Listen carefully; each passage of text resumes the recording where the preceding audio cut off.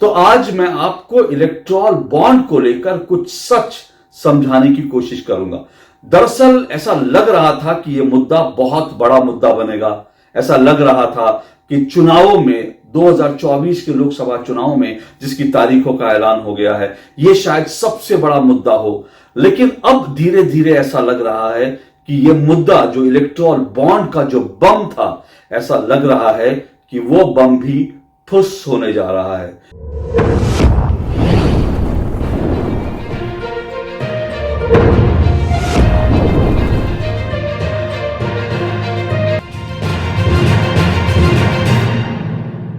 इन दिनों electoral bond देश में एक बहुत बड़ा मुद्दा बना हुआ है।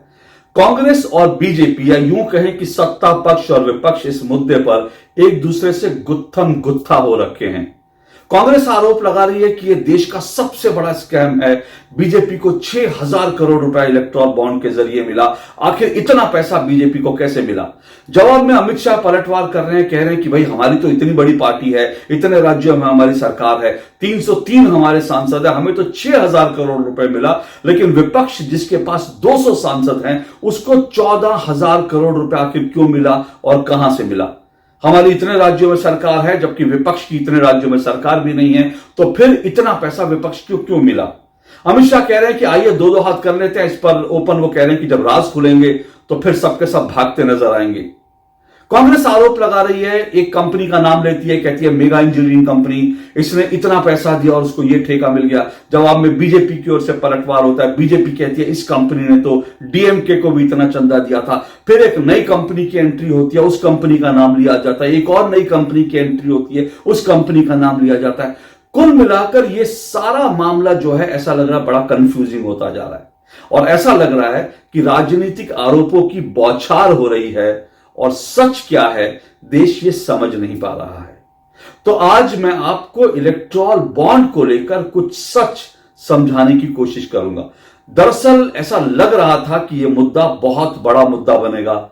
ऐसा लग रहा था कि चुनावों में 2024 के लोकसभा चुनाव में जिसकी तारीखों का ऐलान हो गया है, यह शायद सबसे बड़ा मुद्दा हो। लेकिन अब धीरे धीरे ऐसा लग रहा है कि यह मुद्दा जो इलेक्टोरल बॉन्ड का जो बम था, ऐसा लग रहा है कि वो बम भी फुस होने जा रहा है।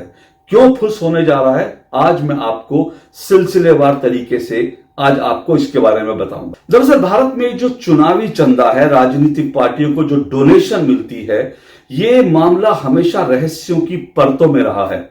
हम लोग यानी आम लोग ये तो देखते हैं कि राजनीतिक पार्टियां बहुत खर्च कर रही हैं चुनावों पर, और वैसे भी धड़ाधड़ वो पैसा लुटा रही हैं चुनाव जीतने के लिए। खूब पैसा खर्च किया जा रहा है। लेकिन ये पैसा राजनीतिक पार्टियों के पास आता कहां से है, ये कोई नहीं जानता था। क्योंकि भारत में चुनावी चंदे को लेकर या राजनीतिक डोनेशन को लेकर एक पर्देदारी थी। जब बीजेपी सत्ता में आई, यानी 2014 के बाद जब एनडीए की सरकार आई, तो एनडीए की सरकार ने पारदर्शिता के नाम पर इलेक्टोरल बॉन्ड को इंट्रोड्यूस किया। ये इलेक्टोरल बॉन्ड का मतलब ये था कि कोई भी कंपनी, कोई भी कॉर्पोरेट कंपनी या कोई भी व्यक्ति इलेक्टोरल बॉन्ड एसबीआई से जाकर के खरीद सकता है और वो किसी भी पार्टी को दे सकता है। यानी कि जैसे अगर मुझे लगता है कि मुझे 1,000 रुपए डोनेट करने हैं, तो मैं 1,000 रुपए का इलेक्टोरल बॉन्ड खरीदूंगा और वो मैं किसी पार्टी को चुपचाप दे आऊंगा, और उस पार्टी को जब जरूरत होगी वो उस पैसे को भुना लेगी। इस पूरे मामले में सबसे बड़ी जो एक पेच था, सबसे बड़ी जो एक खामी थी, जिसको लेकर सुप्रीम कोर्ट ने उंगली उठाई, वो ये था कि एक व्यक्ति है जो चंदा दे रहा है, एक व्यक्ति है जो चंदा ले रहा है। लेकिन आम जनता को इसमें फिर भी नहीं पता चल रहा कि चंदा किसने लिया, किसको दिया। और इसी बेस पर सुप्रीम कोर्ट में इस पूरे मामले को चुनौती दी गई थी और सुप्रीम कोर्ट ने कहा कि जनता को, आम जनता को जानने का हक है। और इसीलिए इलेक्टोरल बॉन्ड में किस कॉर्पोरेट ने, किस कंपनी ने कितने इलेक्टोरल बॉन्ड खरीदे हैं और कितना राजनीतिक पार्टियों को दिया है, ये सारा का सारा मामला जो है पब्लिक डोमेन में डालना चाहिए। ये सारा मामला चुनाव आयोग अपनी वेबसाइट पर इसको डाले। जब सुप्रीम कोर्ट ने आदेश दिया तो सरकार की तरफ से और एसबीआई की तरफ से कहा गया ये सारा डेटा 30 जून के बाद हम देंगे, क्योंकि बड़ा सारा डेटा है और अलग अलग तरह से इसको जो है इसका आकलन करना पड़ेगा, अलग अलग तरह से इस पूरे मामले को बनाना पड़ेगा। लेकिन सुप्रीम कोर्ट ने सख्ती दिखाई और सख्ती दिखाने का मतलब यह था कि सुप्रीम कोर्ट ने आदेश दे दिया बाकायदा कि इसको नियत समय के अंदर जल्द से जल्द इसको चुनाव आयोग अपनी वेबसाइट पर डाले। और सुप्रीम कोर्ट के फैसले के बाद एसबीआई को चुनाव आयोग को सारी लिस्ट देनी पड़ी और चुनाव आयोग को यह पूरा मामला अपनी वेबसाइट पर डालना पड़ा। और जब यह पूरा मामला जैसे जैसे सुप्रीम कोर्ट सख्ती कर रहा था, वैसे वैसे कांग्रेस और विपक्ष की बाँछें खिल रही थी। कांग्रेस और विपक्ष को लग रहा था कि अब एक बड़ा मुद्दा उनके हाथ लग जाएगा, जिस मुद्दे को लेकर वो नरेंद्र मोदी के ऊपर प्रहार करेंगे, जिस मुद्दे को लेकर वो बीजेपी को घेरेंगे और चुनाव में उनके हाथ एक ऐसा ब्रह्मास्त्र लग जाएगा जिसका जवाब नरेंद्र मोदी के पास, बीजेपी के पास नहीं होगा।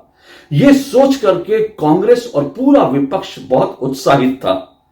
लेकिन सुप्रीम कोर्ट के फैसले के बाद और इलेक्टोरल बॉन्ड की जो लिस्ट है वो अब जबकि सार्वजनिक हो गई है, तो क्या कांग्रेस के हाथ वो बम लगा है जिस बम से कांग्रेस धमाका कर सकती है? कांग्रेस अभी फुलझड़ियां तो छोड़ रही है, लेकिन इलेक्टोरल बॉन्ड को लेकर कांग्रेस अभी कोई बहुत बड़ा धमाका नहीं कर पाई है। क्यों नहीं कर पाई है वो मैं उसके एक एक कारण आपको गिनाता हूं। देखिए, कांग्रेस की उम्मीदों पर क्यों पानी फिरता दिख रहा है, क्यों ऐसा लग रहा है कि ये इलेक्टोरल बॉन्ड का बम जो है वो फुस बम साबित हुआ है। इसकी सबसे बड़ी वजह, पहली वजह जो है वो क्या है? पहली वजह यह है कि अब तक जितनी कंपनियों के नाम आए हैं जिन्होंने इलेक्टोरल बॉन्ड लिया, राजनीतिक पार्टियों को इलेक्टोरल बॉन्ड के जरिए पैसा दिया, उसमें अंबानी का नाम, अडानी का नाम कहीं नहीं है। और यह सबसे बड़ी, सबसे करारी चोट है कांग्रेस के लिए। दरअसल कांग्रेस ये उम्मीद कर रही थी कि अडानी का नाम इसमें सबसे ऊपर होगा। कांग्रेस ये उम्मीद कर रही थी कि अडानी जो है उन्होंने सबसे ज्यादा इलेक्टोरल बॉन्ड खरीदे होंगे और बीजेपी को दिए होंगे, क्योंकि राहुल गांधी और पूरा विपक्ष लगातार ये आरोप लगाता है कि नरेंद्र मोदी ने अडानी के हाथों एयरपोर्ट बेच दिया, पोर्ट बेच दिया, सब कुछ बेच दिया, सारा देश अडानी के हाथों बेच दिया, इस तरह का आरोप लगाते रहे। तो कांग्रेस को लगा था अगर अडानी का नाम इस लिस्ट में सबसे ऊपर होगा तो यह खुलासा हो जाएगा कि अडानी ने बीजेपी को कितना चंदा दिया और यह उसके हाथ में ब्रह्मास्त्र लगेगा। लेकिन हुआ क्या? जब यह लिस्ट सामने आई तो इसमें अडानी का नाम कहीं नहीं था। टॉप 10 में भी अडानी का नाम इसमें कहीं नहीं है और यह कांग्रेस को सबसे बड़ा झटका लगा है। और इसीलिए मैं कह रहा हूं कि इलेक्टोरल बॉन्ड का मामला जो है, ये जो बम है वो फुस बम साबित हुआ है। सिर्फ इतना ही नहीं, बल्कि ये कि टॉप 10 में, जैसे मैंने बताया, टॉप 10 में जिन कंपनियों के नाम थे उनमें से ज्यादातर कंपनियां ऐसी हैं जिनके नाम कोई जानता भी नहीं। तो इसलिए जो है ये एक पहला झटका था। अब दूसरा झटका कांग्रेस को क्या लगा, ये भी सुन लीजिए। इस पूरे मामले में कांग्रेस के हाथ जो अब तक जो सबसे बड़ी जानकारी हाथ लगी है वो ये है कि बीजेपी को इलेक्टोरल बॉन्ड में सबसे ज्यादा पैसा मिला है। यानी पहले इसकी संख्या, जो इसका जो आंकड़ा आ रहा था वो 6,000 करोड़ का आ रहा था, अब ये आंकड़ा करीब करीब 7,000 करोड़ के आसपास बताया जा रहा है। तो कांग्रेस को लगा था कि सबसे ज्यादा पैसा बीजेपी को मिला है और ये उसके लिए बड़ा हथियार होगा। और कांग्रेस ने इस हथियार से बीजेपी के खिलाफ वार भी शुरू कर दिया था। राहुल गांधी ने कहा यह एक्सटॉर्शन मनी है, जयराम रमेश ने कहा यह देश का आजादी के बाद सबसे बड़ा घोटाला है। जो इंडी अलायंस की जो तमाम बैठकें थी, इंडी अलायंस में राहुल गांधी की जो यात्रा थी, उसमें भी इसको बड़ा मुद्दा बना दिया गया। राहुल गांधी ने कहा आप देखिए ये जो है, ये सरकार जो है किस तरह से लूट रही थी, किस तरह से ये कॉरपोरेट घरानों के साथ जो है उनके ऊपर दबाव डालकर, सीबीआई ईडी का दबाव डालकर उनसे पैसा जो है लूट रही थी, एक्सटॉर्शन का जो रैकेट चला रखा था, या फिर दरअसल जो ठेके दिए जा रहे थे, वो सारे के सारे इससे पता चलते हैं कि बीजेपी को 6,000 करोड़ रुपए जो अकेले इतना बड़ा चंदा मिला। लेकिन अमित शाह ने जो आंकड़े पेश किए वो आंकड़े भी बड़े दिलचस्प और चौंकाने वाले थे। और अमित शाह ने जो सवाल उठाया वो सवाल बड़ा लाजमी है। अमित शाह ने कहा कि जब ये पूरा इलेक्टोरल बॉन्ड का खेल है, ये करीब 20 से 21 हजार करोड़ का है, यानी 20 से 21 हजार करोड़ रुपए राजनीतिक पार्टियों को चंदे के रूप में इलेक्टोरल बॉन्ड के जरिए दिए गए। अब अमित शाह ये सवाल उठा रहे हैं कि भाई इस 20-21 हजार करोड़ में से बीजेपी को तो सिर्फ 6,000 करोड़ रुपए मिले, लेकिन 14,000 करोड़ यानी बीजेपी को जो पैसा मिला उससे लगभग दोगुनी रकम वो अन्य पार्टियों को मिली है। तो अन्य पार्टियों को मिली है तो इसका मतलब क्या हुआ, बीजेपी से कहीं ज्यादा पैसा उन पार्टियों को मिला है दरअसल जिसकी देश में सरकार भी नहीं है और जिनकी इतनी ताकत भी नहीं है। हालांकि जयराम रमेश ने कहा कि जो गैर भाजपा दल हैं उनको इतना पैसा नहीं मिला, उनको 6,000 करोड़ रुपए ही मिला। लेकिन फिर भी ये सवाल लाजमी है कि एक तरफ बीजेपी को भी करीब 6 से 7,000 करोड़ रुपए मिलता है, दूसरी तरफ जो गैर भाजपा दल पार्टियां हैं जिनकी चुनिंदा राज्यों में सरकारें हैं या जिनके सांसद जो हैं करीब 200 सवा 200 सांसद हैं, बीजेपी के सांसदों से कहीं ज्यादा कम है, उनको इतना पैसा कैसे मिला? टीएमसी की सिर्फ एक राज्य में सरकार है, उसको इतना पैसा कैसे मिला? ये सारे सवाल जब अमित शाह ने उठाए तो उससे कांग्रेस को थोड़ी सी इस पूरे मामले में बैकफुट पर आना पड़ा। लेकिन कांग्रेस ने उसके बाद कुछ और लिस्ट में से कुछ और नाम निकाले और फिर चोट करना शुरू किया कि देखिए इसमें मेगा इंजीनियरिंग कंपनी है, इस इंजीनियरिंग कंपनी ने करीब 900 से ज्यादा करोड़ रुपए जो हैं वो बीजेपी को दिए, उसके बाद इसको ठेका मिल गया। लेकिन अब जवाब में पता चल रहा है कि इस कंपनी ने, ये जो मेगा इंजीनियरिंग कंपनी थी, इसने करीब 100 करोड़ रुपए डीएमके को भी दे रखे थे। इसी तरह से कुछ और कंपनियों के नाम आए, जिन कंपनियों के नाम कांग्रेस ने उठाए उन कंपनियों ने डीएमके को या इंडिया अलायंस की अन्य पार्टियों को पैसा दिया था। एक हॉस्पिटल का नाम आया, पता चला वो हॉस्पिटल जो ये कहा जा रहा था कि वो गाजियाबाद का हॉस्पिटल है और उसने बीजेपी को चंदा दिया। पता चला वो हॉस्पिटल तो कहीं और का है, दक्षिण भारत का है, और उसके बारे में बताया जा रहा है कि उसने बीआरएस को पैसा दिया। तो ये सारा खेल जो है वो इतना ज्यादा कंफ्यूजिंग हो गया है कि अब इस पूरे खेल में कांग्रेस के हाथ बहुत कुछ लग नहीं रहा। लेकिन अब एक जानकारी और निकल के आई जिससे कांग्रेस को बहुत बड़ा, और कांग्रेस क्यों, इंडिया अलायंस को बहुत बड़ा झटका लगा है और बीजेपी इस पूरे मामले पर एग्रेसिव हो गई है। और अमित शाह ने जो कहा था कि देखिए ये सब जानकारी जब सामने आएगी तो फिर ये सब जो है भागते दिखेंगे, तो अब वो जो बड़ी जानकारी है वो भी आ गई है। वो जानकारी क्या, वो भी सुन लीजिए। अब इस पूरे मामले में जो सबसे चौंकाने वाली जो लेटेस्ट जानकारी सामने आई है, जिसके बाद कांग्रेस और उसके अलायंस, इंडिया अलायंस बैकफुट पर है और बीजेपी जो है वो पलटवार कर रही है, वो एग्रेसिव हो गई है। वो जानकारी ये है कि ये जो इलेक्टोरल बॉन्ड के जरिए जिन कंपनियों ने इलेक्टोरल बॉन्ड खरीदे, उसमें सबसे पहले नंबर पर जो कंपनी है उसका नाम है future gaming and hotel services. ये कंपनी, ये जो इस नाम से कंपनी है, इसने सबसे ज्यादा, सबसे भारी पैसा जो है वो इलेक्टोरल बॉन्ड में लगाया। अब इस कंपनी ने जिसको पैसा दिया वो कौन है, सवाल ये उठ रहा है। अब जो जानकारी आई है वो ये है कि इस कंपनी ने अकेले डीएमके को, जी हां, डीएमके वो पार्टी है जिसके साथ तमिलनाडु में कांग्रेस की सरकार है। ये स्टालिन की पार्टी, करुणानिधि की पार्टी है। करुणानिधि तो अब नहीं, उनके बेटे जो स्टालिन है वो चला रहे हैं इस पार्टी को। तो वो डीएमके को सबसे ज्यादा 509 करोड़ रुपए इस कंपनी ने दिए हैं। कांग्रेस ये कह रही थी कि दरअसल इस कंपनी के ऊपर ईडी जैसी जांच एजेंसियां, ईडी के छापे पड़े थे। उसके बाद अब तक कांग्रेस ये नैरेटिव बनाने की कोशिश कर रही थी कि ईडी ने जब छापे मारे ये फ्यूचर गेमिंग कंपनी पर, उसके बाद फ्यूचर गेमिंग कंपनी पर दबाव बढ़ा और उसने बीजेपी को पैसा दिया। लेकिन अब जानकारी ये सामने आई है कि इस कंपनी ने तो 509 करोड़ रुपए बीजेपी को नहीं बल्कि डीएमके को दिए थे, कांग्रेस की सहयोगी पार्टी को दिए थे। अब इसके बाद आप क्या बोलोगे कि भाई इस कंपनी के पीछे ईडी पड़ी थी तो इसलिए इसने कांग्रेस को पैसा दे दिया? अगर केंद्र सरकार ने इसके पीछे ईडी लगाई थी तो सवाल यह है कि इसने फिर बीजेपी को पैसा क्यों नहीं दिया, इसने डीएमके को पैसा क्यों दिया, विपक्ष को पैसा क्यों दिया? अब तो गेम उल्टा हो गया। अब तो सवाल ये उठेगा कि ईडी इसकी जांच कर रही थी और इसलिए इसने अपना बचाव करने के लिए ये विपक्ष की गोदी में जाके बैठ गया, इसने विपक्ष को पैसा दे दिया। नैरेटिव तो ये है। तो इस पूरे मामले पर अब जो है कांग्रेस और इंडिया अलायंस इसमें फंसते नजर आ रहे हैं और इसीलिए जो है अब इस पूरे मामले को लेकर कांग्रेस बहुत एग्रेशन के साथ आगे नहीं बढ़ेगी। इस पूरे मामले में देखिए ये जो फ्यूचर गेमिंग कंपनी है, इसका जो सैन डिएगो मार्टिन इसका जो मालिक है, उसके संबंध डीएमके से बताए जाते हैं। उसने बाकायदा जो करुणा निधि है, करुणा निधि की को फिल्म बनाने के लिए 50 करोड़ रुपए दिए थे। इसके अलावा इस कंपनी के डीएमके के साथ गहरे संबंध है और सिर्फ डीएमके नहीं बल्कि इस कंपनी के टीएमसी से, पश्चिम बंगाल में टीएमसी से भी संबंध है। यह कंपनी दरअसल लॉटरी चलाती है। बहुत सारे राज्यों में लॉटरी बैन है, लेकिन पश्चिम बंगाल में, नॉर्थ ईस्ट के कई राज्य हैं जहां पर ये, और दक्षिण के कई राज्य हैं जहां लॉटरी पर प्रतिबंध नहीं है। तो ये कंपनी लॉटरी चलाती है।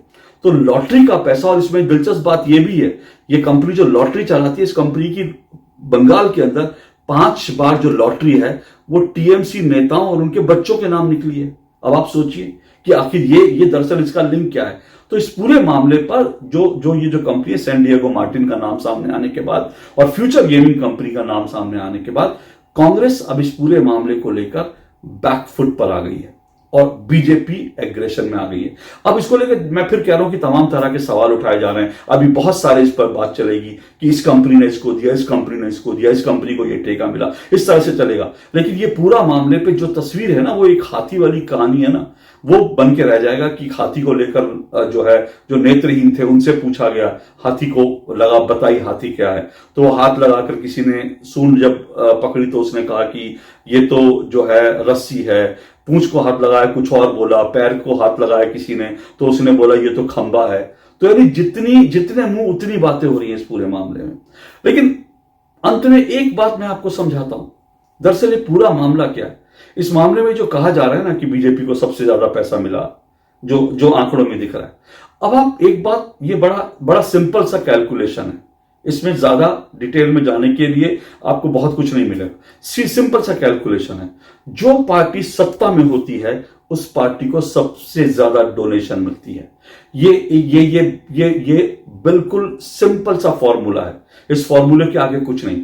जब कांग्रेस और यूपीए की सरकार थी, कांग्रेस सत्ता में थी, तब सबसे ज्यादा पैसा कांग्रेस को मिलता था, तब सबसे ज्यादा राजनीतिक चंदा कांग्रेस को मिलता था। अब क्योंकि बीजेपी सत्ता में है इसलिए बीजेपी को ज्यादा पैसा मिलता है। इसमें बड़ी स्वाभाविक सी बात है, बड़ा सिंपल सा फॉर्मूला है। अब आप इसको एक दूसरे तरीके से भी समझ सकते हैं। मान लीजिए आईपीएल है, आईपीएल में आप जानते हैं खिलाड़ियों की जो है वो ऑक्शन होता है, बोलियां लगती हैं। अब उसमें फर्ज कीजिए कि उसमें रोहित शर्मा एक तरफ है और दूसरी तरफ हरभजन सिंह है। अब रोहित शर्मा को आप मान लीजिए बीजेपी है, हरभजन सिंह को कांग्रेस मान लीजिए। अब रोहित शर्मा इस वक्त परफॉर्म कर रहे हैं, रोहित शर्मा लगातार जो रन बना रहे हैं। हरभजन सिंह बिल्कुल आउटडेटेड हो चुके हैं, उनकी बॉलिंग में रफ्तार नहीं है, उनकी बॉलिंग में जो है घुमाव नहीं है। वो एक ऐसे खिलाड़ी हैं जिन पर आज की तारीख में जिनको कोई नहीं अपनी टीम में लेना चाहता। तो जब बोली लगेगी तो रोहित शर्मा की बोली ज्यादा बड़ी लगेगी या फिर हरभजन सिंह की बोली लगेगी? जाहिर सी बात है, रोहित शर्मा जो कि इन फॉर्म है, जो लगातार अच्छा प्रदर्शन कर रहे हैं, धड़ाधड़ शतक ठोक रहे हैं, टॉप पर बने हुए, उनके लिए बोली लगेगी। हरभजन सिंह के लिए तो आज कोई बोली लगाएगा नहीं। तो ये बड़ा सिंपल सा फॉर्मूला है, इसमें इस तरह से बहुत ज्यादा डिटेल में जाकर आप बहुत कुछ सोचें, उससे कुछ हासिल नहीं होने वाला। हाँ, ये सवाल जरूर है कि भाई पॉलिटिकल पार्टियों को जो पैसा मिलता है, जो चंदा मिलता है, उस चंदे के बारे में जनता को जानने का हक है। सवाल जरूर उठता है, लेकिन इसके भी कई पेच हैं। दरअसल इससे पहले भी हमें मालूम है, जब तक इलेक्ट्रॉल बॉन्ड नहीं था उससे पहले भी तो आखिरकार जो औद्योगिक घराने हैं वो सभी पॉलिटिकल पार्टियों को पैसा देते थे ना, चंदा देते थे। क्या बिना चंदे के चल रही थी? उसके बारे में भी जनता को पता नहीं होता था। ये कौन नहीं जानता कि जो देश के टॉप के औद्योगिक घराने हैं, उनके, चाहे वो इंदिरा गांधी रही हो, राजीव गांधी रहे हो, उससे पहले जो है कोई और प्रधानमंत्री रहा हो, इन सब के टॉप के जो औद्योगिक घराने थे, टाटा, बिरला और इसके अलावा जो है अंबानी, इन सब घरानों से इनके बड़े नजदीकी संबंध थे और इन सब को ये पार्टियां, ये जो औद्योगिक घराने हैं, ये पैसा देते थे। किसी को ज्यादा, किसी को कम देते थे। बल्कि कहा तो ये भी जाता है कि कुछ जो बड़ी टॉप की कंपनियां हैं वो उनके विमान जो है हमेशा तैयार रहते हैं। एक विमान वो कांग्रेस को देते हैं, एक विमान वो बीजेपी को देते हैं। कांग्रेस को इसलिए देते थे कि सत्ता में है, बीजेपी को इसलिए देते थे कि कब सत्ता में आ जाएगी। तो आज भी ऐसे ही करते हैं, उनको थोड़ा सा ज्यादा पैसा जो सत्ता में उसको देते हैं, जो विपक्ष में है वो उसको कम पैसा देते हैं। तो ये तो पूरा गेम चल रहा है। अब इसमें जो नैतिक सवाल है, वो उन नैतिक सवालों पर अगर हमें जाना हो तो फिर हमको बड़े राजनीतिक सुधारों की बात करनी होगी। नैतिक सुधारों का मतलब यह है कि भाई चंदा एक पैसा जो है वो हिसाब का होना चाहिए, एक पैसे की जानकारी आम जनता को होनी चाहिए। यह बड़ा नैतिक सवाल है। इस नैतिक सवाल का जवाब तलाशने के लिए हमको बड़े राजनीतिक सुधार करने पड़ेंगे। लेकिन क्या कोई राजनीतिक पार्टी इन सुधारों के लिए तैयार है? तो इलेक्टोरल बॉन्ड की यह कहानी जो है फिलहाल बड़ी उलझी हुई है, लेकिन ऐसा बिल्कुल नहीं है कि यह बहुत बड़ा मुद्दा बनने जा रहा है, क्योंकि आम जनता को भी मालूम है कि राजनीतिक पार्टियां वो जो है चंदे से चलती हैं। राजनीतिक पार्टियों को पैसा मिलता है और वो पैसा राजनीतिक पार्टियों को कहां से मिलता है, कौन देता है, वो कुछ ना कुछ जो उसमें बड़े सारे झोल हैं, ये आम जनता को मालूम है। तो चुनावों में बहुत बड़ा मुद्दा बनेगा ऐसा मुझे नहीं लगता। और फिलहाल क्योंकि जो जानकारियां आ रही हैं वो विपक्ष के लिए भी बहुत घातक हैं, इसलिए मेरा मानना है कि इलेक्टोरल बॉन्ड का जो बम है ये फिलहाल फुस होता दिख रहा है। आगे क्या होगा वो देखते हैं। आज के लिए इतना ही। नमस्कार।